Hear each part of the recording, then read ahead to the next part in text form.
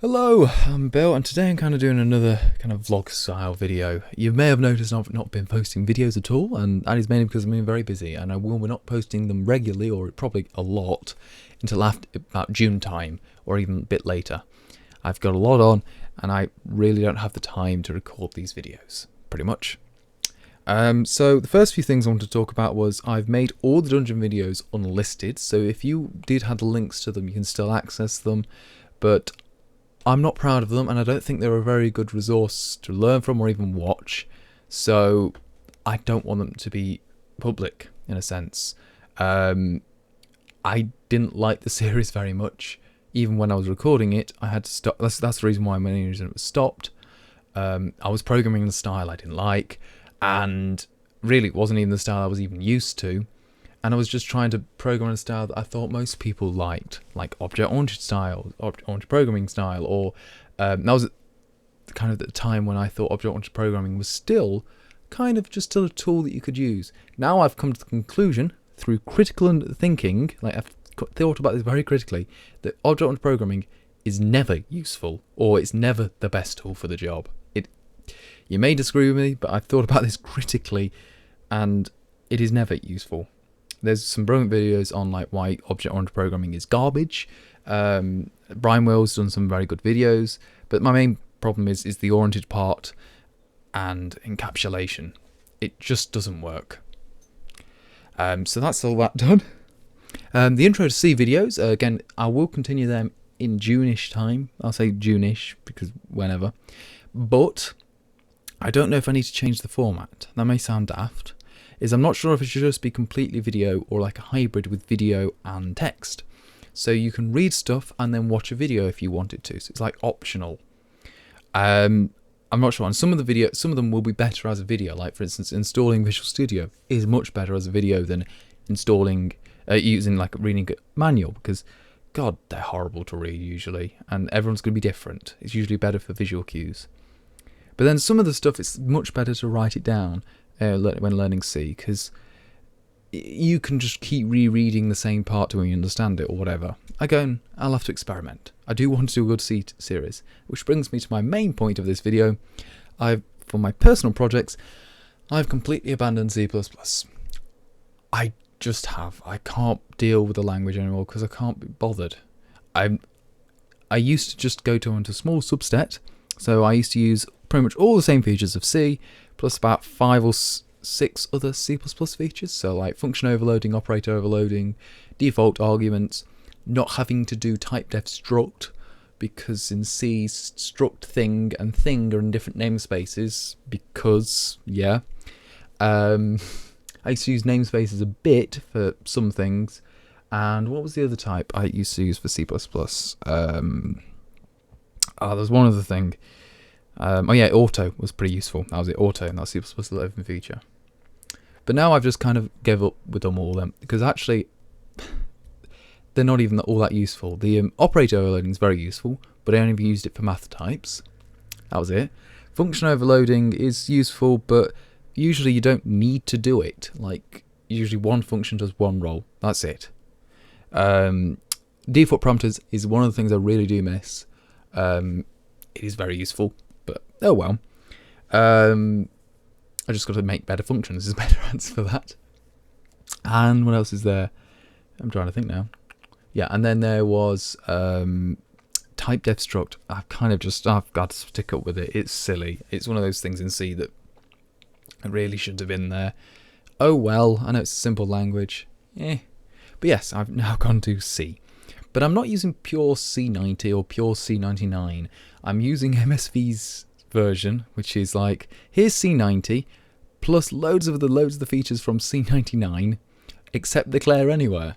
That's the version I'm using, because I'm quite liking not using declare anywhere. It's kind of is easier to read in my opinion. But yeah, that's just me. And then this brings me to my last point of today's video is I've been designing some personal libraries for myself so I can create tools and applications quicker in C. So the way I've been doing that is I've been creating some single header file libraries that I'm going to release into the public domain. These will all be available on my GitHub, so github.com/gingerbill/gb. And these will be all of the things. So one of them I've got is gb.h, and this is my de facto thing that I'll include into every tool I use, because it has some very good things in it. So some macros to figure out what system you're on or architecture. Some of the type defs that I use, so I use signed integers now, and also like register signed integers, uint pointers for semantic reasons, sized floating points, and sized booleans and such. Again, I use bool 32 for most things because alignment, and there's no reason to have a bool 8 anyway, really. Who cares? It's not useful. I've got type defs for like inline, restrict, and I also have now default for inline is force inline, and I also have no inline because that's quite useful. This was a bit controversial for myself internally, but yeah. I've got cast so I can grep it easily. I've made size of signed for numerous reasons. Main reason is even on 32 bits, you're never allocating any more than 2 gigabytes, are you really? So it's never going to be a problem of overflow or underflow. We've got count of, offset of, alignment of. I've got a swap variable. This would have been actually better with auto in C++, but I don't mind passing the type a little bit. Better defined for static, because C++ and C, yay, static means 3 or 4 things. And if you're in C99, you've got another type, which is your static, like array passing thingamabobs. Yeah, because static wasn't overloaded enough, was it? Right, then I've got little C++ thing. If you want to use C++, I've left it in here. So you can get defer. It's what I used instead of RAI if I was using C++. It's much more versatile and it's just better.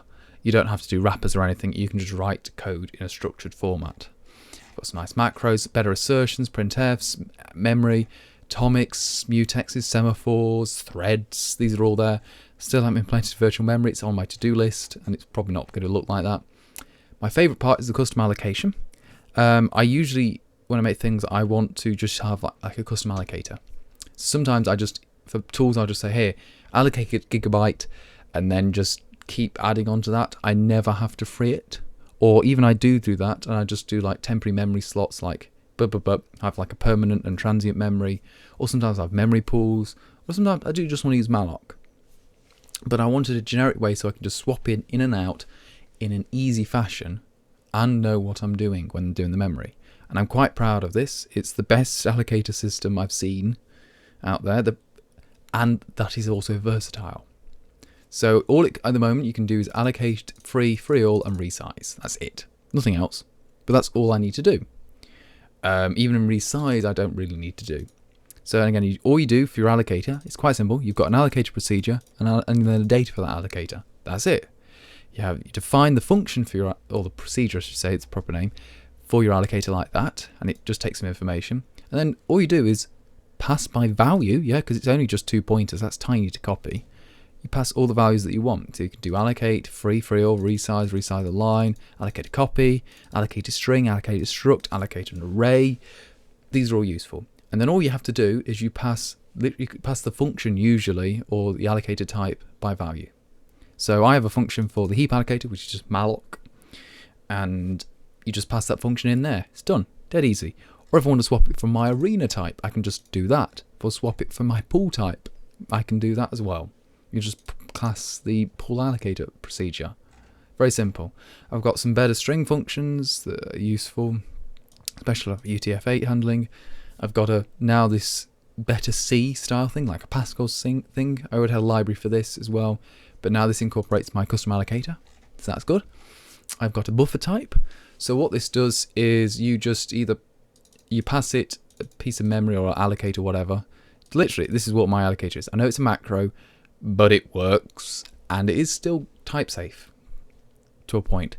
But yeah, it says I store the count, the capacity, and the data. That's it. I can initialize from an allocator. Be useful, and I can just append things. I use buffers all the time. If I want a dynamic array, I can have that as well. And this is semi-type safe. It works. I don't care, but I don't have templates anymore. But these are pretty much all the only generics I need. The only untype safe bit is when I do set the capacity and stuff, when it actually grows it and stuff. So you need to specify the size of the element array and the capacity and the actual array is a void pointer. That's it.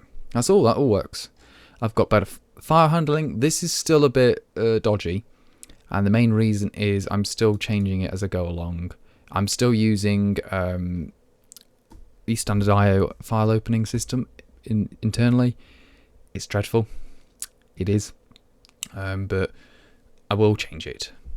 And I'll also change it so you can never read and write a file at once, because that's silly. You don't want that. And I want to do some other things with it, some clever stuff as well. I've got DLL handling, so I can just load a library and unload a library at will. Some date and time if I want that. Some colour stuff, which is useful for many things, like if you're making a game or stuff, it's dead there. And then I wanted to implement some window management. So I wanted to get rid of like using STL or just using Win32 or whatever, and have a generic one which I can use whenever. And it's a single file, but it's dead simple to use. I'm still not sure how to design that. So that's my gb.h. I have a gb math, which has loads of math types that you can use and all the functions related to it. And just last night I made it work so you don't have to have the C standard library. It's a bit dodgy. If you're on MSVC, yeah, it's just approximations. That's all I had to do for sign and stuff, unfortunately. But if you're on GCC or a Clang, it works, hopefully. And they shouldn't be approximations. That should be good. And I've also been working on a GBGL. So this is my OpenGL wrapper. It's very good. Well, it's still very highly experimental. And it's mildly based off, or no, mildly, quite a lot, based off Sean McGrath's wrapper that he just released once. But yeah, I've been messing around with this, and I'm still not sure if this is the way I want it. It's got stuff so I can create buffers, shaders, textures, render buffers. The render buffer stuff is I'm still working on it. It only handles one texture at a time at the moment. And then I've also got like a basic state, so I can literally have like an intermediate mode rendering system, because sometimes you really do want that. Like, sometimes you just want to draw one rectangle on the screen and that's it. That's fine. It's not going to be any more performance difference. And that's it. If you want to check them out, just go to the GitHub page. So that's my Twitter. Whoops. And I don't find any of that useful. Thanks for the advertisement, Twitter. Right. There it is. There's the GitHub page. I got this up before. And here they are. So you can get them. They're all in the public domain. So if you want to use them, you can. And if you do have any licensing problems, just change one character in it, put your own license in, and hey presto, it's fine. Good. So thank you for watching, and stay tuned for more videos. And enjoy programming.